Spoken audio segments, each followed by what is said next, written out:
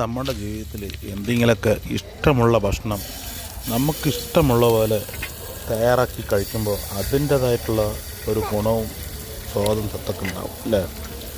പലവരും പല രീതിയിൽ നമ്മുടെ ഇഷ്ടം, നമ്മളെന്തിനാ മറ്റുള്ളവരുടെ കാര്യം നോക്കണം? നമുക്ക് കിട്ടുന്ന ഭക്ഷണം നമുക്ക് അത് എന്താണെങ്കിലും അത് നമ്മളെ ഇഷ്ടത്തിനെ കഴിക്കാം.